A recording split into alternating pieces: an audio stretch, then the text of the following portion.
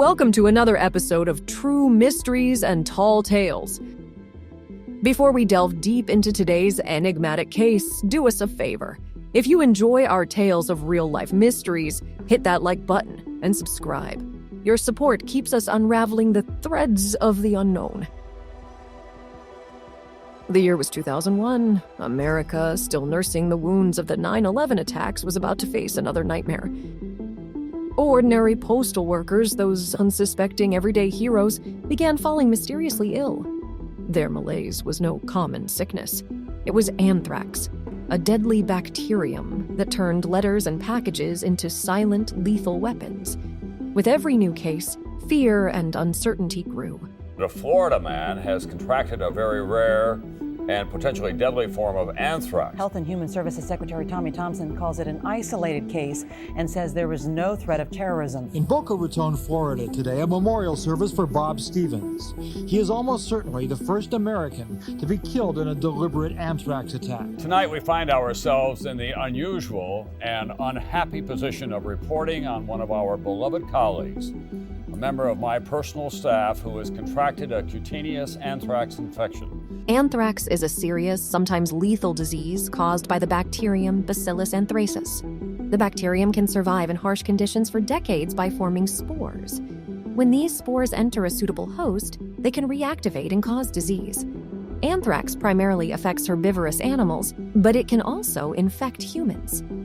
There are several forms of anthrax in humans based on the route of exposure. Cutaneous anthrax.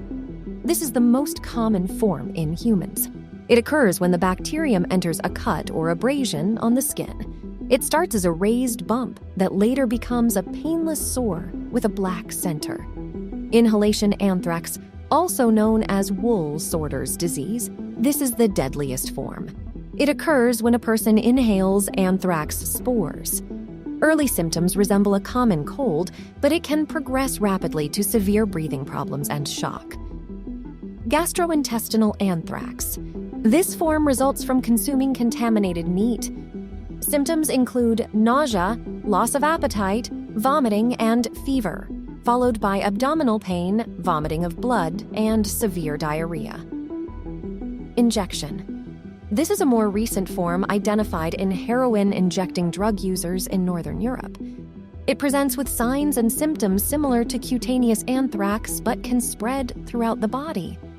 In addition to its natural occurrence, anthrax has been researched as a potential biological weapon due to its spores' stability and potential for widespread dissemination. In the 2001 anthrax attacks in the United States, the anthrax used was a highly refined and virulent strain of the bacterium Bacillus anthracis. The specific strain was identified as the Ames strain. This strain was named after Ames, Iowa, where the first identified sample of the strain was isolated from a dead cow, though the strain itself isn't native to Iowa. The spores in the 2001 letters were in a dry, powdered form, making them easily airborne and particularly suitable for inhalation, which is the most dangerous form of anthrax exposure for humans. The preparation and purity of the spores indicated that producing them would require advanced knowledge and laboratory techniques. A question echoed across every home, every office. Who was turning everyday mail into a harbinger of death? As the days unfurled, more tainted letters surfaced. Panic was palpable. The entire nation held its breath, anxiously awaiting the next grim headline.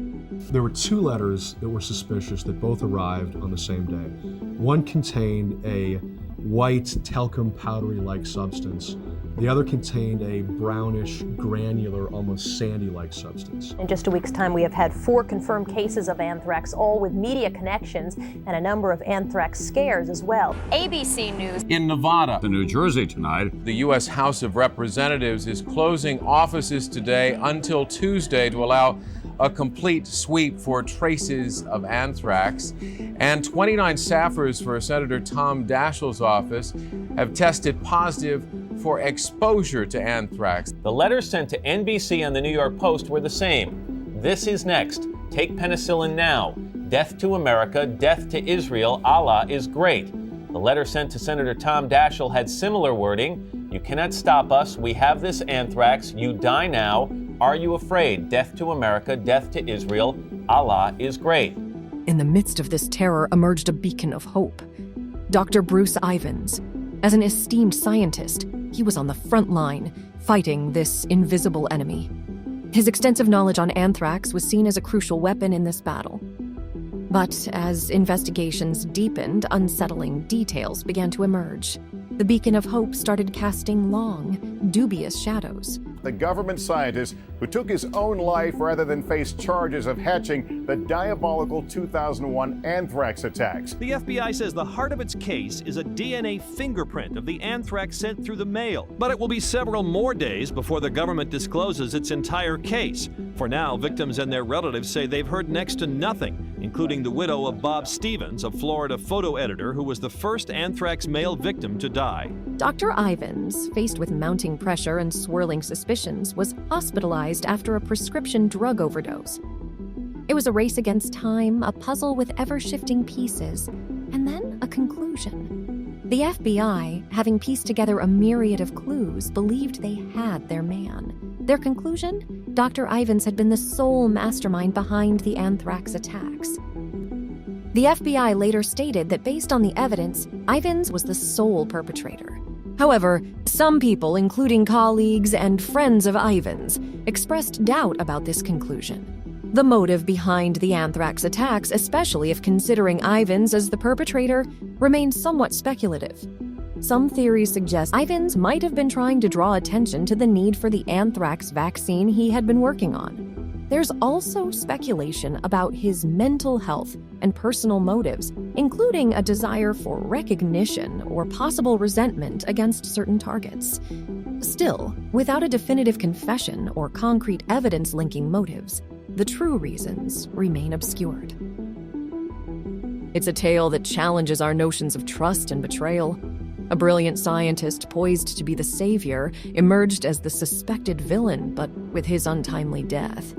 Many questions remain unanswered, leaving a trail of lingering doubts and what-ifs.